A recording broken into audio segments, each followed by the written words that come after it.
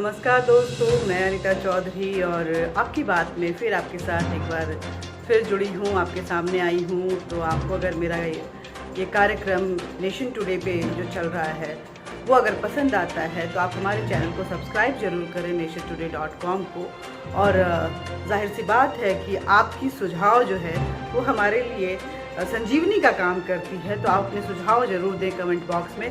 साथ ही जो एक पटना ईमेल आईडी चल रहा है उस पर हमें अपने मुद्दे, जो आपसे जुड़े हुए मुद्दे हैं, आप जिस बात पे हमारे साथ बातचीत करना चाहते हैं, हमसे सुनना चाहते हैं, वो भी लिख के ज़रूर भेजें। तो मत भूलिए हमारे चैनल को सब्सक्राइब कीजिए nationtoday.com को, और साथ ही बेल बटन भी ज़रूर दबाएं। और साथ ही अपने सुझाव दें अपना हमारे साथ जुड़े रहने के लिए, हमारे साथ बातचीत करने के लिए। आप किस मुद्दे पे हमारे साथ हमसे सुनना चाहते हैं, हमसे बातचीत करना चाहते हैं, वो ज़रूर हमें बताएं। तो आज का मुद्दा जो हमने आपकी सुझाव पे ही, कई सुझाव हमारे पास आए, उसको ध्यान में रखते हुए जो राजस्थान का सियासी संग्राम है उस पे आज हम बातचीत करेंगे। राजस्थान का जो सियासी संग्राम है वो जारी है और मंगलवार तक कोर्ट के फैसले का इंतजार है। गहलोत सरकार बच पाएगी या नहीं, ये देखने वाली बात होगी। किस राह जाएंगे सचिन? क्या फिर से उनकी वापसी होगी कांग्रेस में, या वो बीजेपी ज्वाइन करेंगे, या एक नई राह बनाएंगे और एक नई दिशा में चलते हुए युवाओं की एक नई पार्टी बनने वाली है, एक नए कांग्रेस का उदय होने वाला है इस राजस्थान में आए भूचाल की वजह से। ये इन सभी मुद्दों पे बातचीत करेंगे। लेकिन एक बात तय है कि जिस तरह से राजस्थान में कांग्रेस का सियासी संग्राम देखने को नजर आ रहा है, ये साफ नजर आ रहा है कि चाहे वो मध्य प्रदेश हो, चाहे वो राजस्थान हो, यहाँ तक कि छत्तीसगढ़ में भी एक कांग्रेसी नेता ने कहा है कि छत्तीसगढ़ में भी सब कुछ ठीक नहीं है, कांग्रेस में बहुत ज़्यादा असंतोष है। और यही आलम रहा तो कहीं ना कहीं छत्तीसगढ़ में भी कांग्रेस टूटेगी। तो कांग्रेस में कहीं भी सब कुछ ठीक नहीं है। और इतने बड़े भूचाल के ऊपर जिस तरह से जो आला कमान है, जो नेशनल कांग्रेस है, उनके जो हाई कमांड्स हैं, वो जिस तरह से चुप्पी साधे हुए हैं, वो कहीं ना कहीं दिल को ठेस पहुंचा रहा है कि आखिर कांग्रेस क्या चाहती है। क्या ये पुत्र मोह है, जिस मोह में पड़ के कांग्रेस की आला कमान, कांग्रेस की जो प्रेसिडेंट हैं सोनिया गांधी, वो अपने दुर्योधन के लिए धृतराष्ट्र बन के सब कुछ लुटा देना चाहती हैं। नया महाभारत कांग्रेस के अंदर में खड़ा कर रही हैं। और कांग्रेस क्या फिर से टूटने के कगार पे है? क्या इस देश को कांग्रेस के रूप में एक नई कांग्रेस पार्टी फिर से मिलने वाली? ये सारे सवाल हैं जो वक्त के साथ अपने आप जवाब के रूप में नजर आते रहेंगे। लेकिन आज यहाँ जो हम बात करने जा रहे हैं वो ये बात है कि गहलोत साहब, अशोक गहलोत साहब लगातार सचिन पायलट पे और उनके खेमे में हावी हुए जा रहे हैं। अगर हम राजस्थान सरकार की बात करें तो मुख्यमंत्री और उप मुख्यमंत्री दो दलों में बटा हुआ है। फिलहाल जो राजस्थान की सरकार है, सरकार चल तो नहीं रही है, जनता का कोई काम नहीं हो रहा है, विकास का कोई काम नहीं हो रहा है। हाँ, अपनी कुर्सी बचाने के लिए, सत्ता पे काबिज होने के लिए एक अजीब सा घमासान, अजीब सी होड़ लगी हुई है, अजीब सी राड़ चल रही है, जिसमें न शब्दों का ख्याल रखा जा रहा है, न आरोपों का ख्याल रखा जा रहा है, और ना ही ये ख्याल रखा जा रहा है कि आखिर जिस पार्टी में हम एक साथ इतने सालों तक बिताए हैं, उसी पार्टी के अपने नेताओं, जो सरकार में हमारे साथ थे, उन नेताओं पे कैसे कैसे आरोप लगा रहे हैं। अशोक गहलोत बार बार सचिन पायलट पे ये आरोप लगा रहे हैं कि सचिन पायलट बीजेपी के बहकावे में है, बीजेपी राजस्थान की सरकार तोड़ना चाहती है, और सचिन पायलट कहीं ना कहीं जो एंटी डिफेक्शन रूल हैं, उस तो राजस्थान के सियासी संग्राम में जिस तरह से होड़ मची हुई है और जो पूरा प्रारूप सामने आ रहा है, कहीं ना कहीं ये बता रहा है कि अब कांग्रेस एकजुट होकर नहीं दिखने वाली, कांग्रेस का टूटना तय है। और साथ ही कई सवाल भी खड़े हो रहा है, जिस तरह से आरोप लगा रहे हैं अशोक गहलोत साहब, यहाँ तक कि राजद्रोह और जो क्रिमिनल कॉन्स्पिरेसी जो 124A और 120B जो धाराएं हैं वो भी लगाए गए हैं सचिन पायलट और उनके नेताओं के बीच में। कई ऑडियो टेप जो है वो वायरल हुए हैं, उसमें बताया जा रहा है कि सरकार तोड़ने की पूरी साजिश की जा रही थी और कहीं ना जो गिरफ्तारियां भी हो गई हैं एसीबी में, एंटी करप्शन ब्यूरो में और एसओजी में, इसके लिए खिलाफ एफआईआर दर्ज हुई। संजय जैन जो कि बताए जा रहे थे कि इसके पूरे सूत्रधार बने हुए थे, उनको गिरफ्तार कर लिया गया है एसीबी की तरफ से। बाकी जो भंवरलाल शर्मा हैं और बाकी जो दूसरे नेता हैं उन पे भी गाज गिरी हुई है। सचिन पायलट को हालांकि मंगलवार 5 बजे तक की राहत कोर्ट की तरफ से मिल गई है कि स्पीकर कोई एक्शन नहीं ले सकते हैं, लेकिन सचिन पायलट क्या राहत चाहते हैं, ये बड़ा सवाल है। किस तरह की राहत चाहते हैं, ये बड़ा सवाल है। और अशोक गहलोत जो सचिन पायलट बार बार ये कह रहे थे कि ऐसे मुख्यमंत्री हैं जो उप मुख्यमंत्री से मिलते तक नहीं हैं, उनसे बातचीत नहीं करते हैं, कोई सुझाव दिया जाता है, कोई बात हमारी बात तो कही जाती है तो उसको मानते तक नहीं है।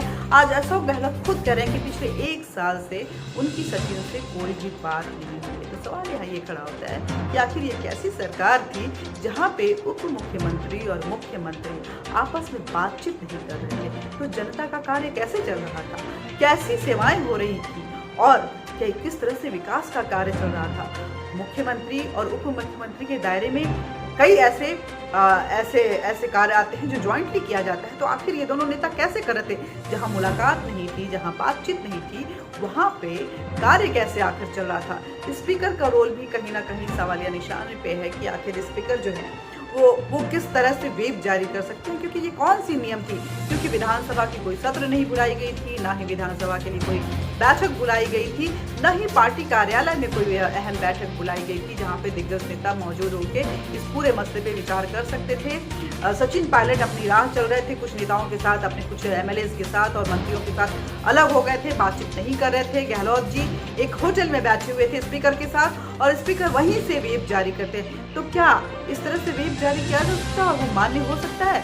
जब सचिन पायलट पार्टी को छोड़े ही नहीं और किसी पार्टी को ज्वाइन ही नहीं किए, तो आखिर उन पे एंटी डिफेक्शन एक्ट को किस तरह से लगाया गया? ये सारे सवाल हैं जिसका जवाब कोर्ट में दलीलों के साथ पेश किया जाएगा और उस पर कोर्ट का फैसला आएगा और कोर्ट का फैसला किसके पक्ष में आएगा, ये देखने वाली बात रहेगी। लेकिन कई ऐसे सवाल हैं जो नेशन टुडे पूछना चाहता है अशोक गहलोत साहब से कि अशोक गहलोत साहब आखिर ये कैसी सरकार थी जहाँ पे आप अपने उप मुख्यमंत्री से बातचीत नहीं करते थे? ये कैसी सरकार थी जहाँ पे जो मंत्रियों के सुझाव थे वो माने नहीं जा रहे थे?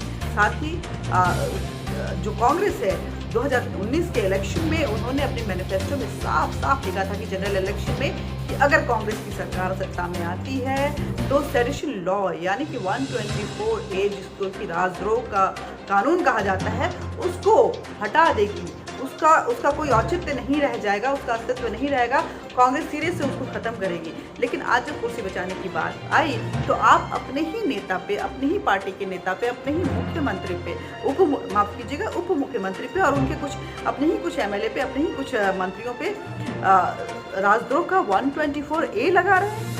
ये कैसी है? ये कैसा मैनिफेस्टो था जो बिल्कुल खुल के सामने आ गया कि आपकी जो कथनी है यानी कि कांग्रेस की कथनी और करनी में कहीं ना कहीं बहुत ज़्यादा का फर्क है। स्पीकर ने किस तरह से व्हिप जारी किया, ये सवालों के घेरे में है।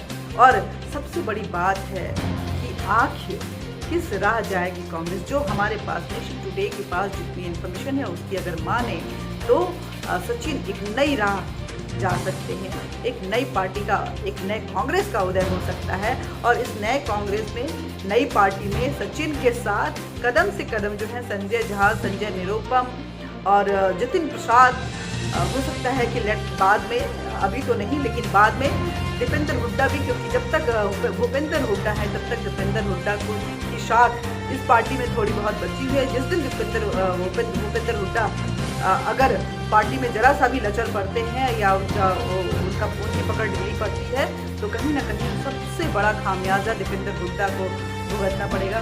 दीपेंद्र हुड्डा और अशोक तंवर जो कि हरियाणा के इलेक्शन में बिल्कुल ही साइडलाइन कर दिए गए थे, उनको ये सारे जो यूथ नेता हैं ये मिलकर एक यंग पार्टी, एक यंग राजनीति की तैयारी में लगे हुए हैं और देश में एक नई पार्टी का उदय होने वाला है। हालांकि बीजेपी ने भी इस पूरे मामले को लेकर के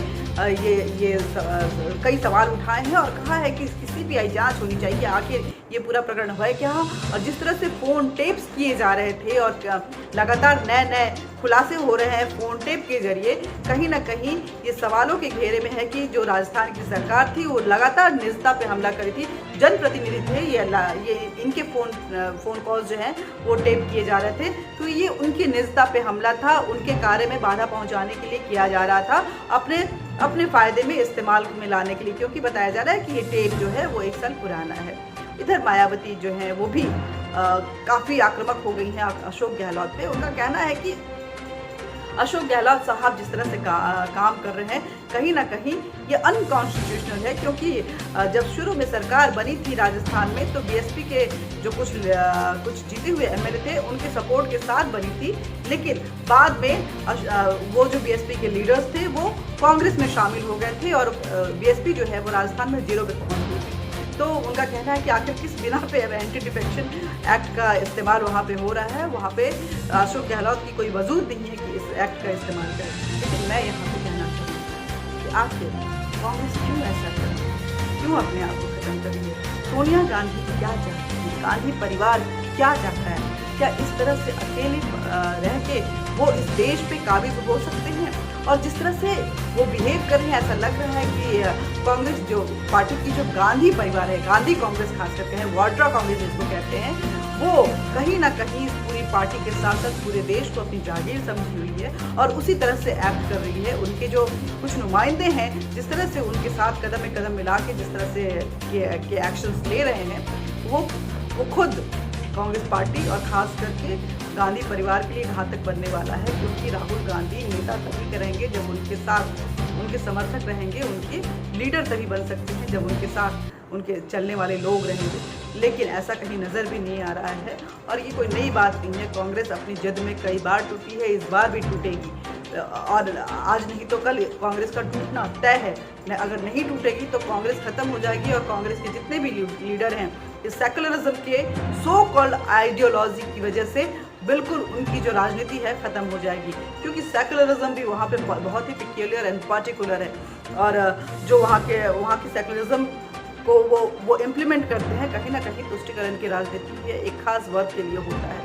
तो ये देखने वाली बात होगी, क्या एक एक करके सभी बिछड़ जाएंगे, बिछड़े सब बारी बारी। और ये सारे बिछड़ाव के साथ गांधी परिवार अकेला पड़ जाएगा। जब गांधी परिवार अकेला पड़ जाएगा तो कौन इस पार्टी का अध्यक्ष और कौन उपाध्यक्ष रहेगा, कौन क्या करेगा, ये गांधी फैमिली जो तय करते करते ऐसा ना हो कि गांधी फैमिली का अस्तित्व खुद ही इस पार्टी से ख़त्म हो जाए और लोग एक एक करके उनका साथ छोड़ दे जाए। बहुत बड़ा संकेत है सचिन का इस तरह से बिफरना, ज्योतिराज सिंधिया का पहले गुस्सा होकर बाहर जाना, अशोक तंवर, संजय झा, संजय निरुपम जिस तरह से मुखर होकर बाहर आ रहे हैं। इवन जो सीनियर लीडर्स हैं, चाहे वो कपिल सिब्बल हो, चाहे शशि थरूर हो, चाहे सलमान खुर्शीद हो, वो भी इस मुद्दे पे कहीं ना कहीं सवाल खड़े कर रहे हैं कि आखिर ऐसी क्या बात हुई जो इस तरह की सिचुएशन हो गई। पार्टी को संभलने की ज़रूरत है, तो इस पर हम बातचीत जरूर करेंगे। हमें इंतज़ार है कोर्ट के फैसले का, क्या कहती है कोर्ट, इसका इंतज़ार रहेगा और किस राह जाते हैं सचिन, ये भी देखने वाली बात रहेगी। लेकिन वो जो नई राह होगी वो ज़रूर यंग लीडर्स की राह होगी और उसमें कई बड़े नेता जुड़ने वाले हैं, ऐसी नेशन टुडे के पास खबर है। और इस खबरों की माने तो इसके साथ कई जो सीनियर लीडर्स हैं वो भी इसको समर्थन देंगे, बाद में वो धीरे धीरे कांग्रेस से अपने आप किनारा करेंगे। शुक्रिया। तो इस कार्यक्रम में आज इतना ही और फिर हम मिलते रहेंगे। आपकी बात हमारे साथ होती रहेगी, नेशन टुडे के साथ होती रहेगी, लेकिन आप हमारे चैनल को सब्सक्राइब जरूर करें, बेल बटन जरूर दबाएं और साथ ही अपने सुझाव हमें ज़रूर भेजें, चाहे वो कमेंट बॉक्स में लिख के भेजें, चाहे email ID पे भेजें। आपके सुझाव के बिना पे ही हम बातचीत करते हैं। हमारी कुछ खामियां, हमारे कुछ इम्प्रूवमेंट के लिए आपको बताना है तो वो भी ज़रूर बताएं। शुक्रिया, धन्यवाद।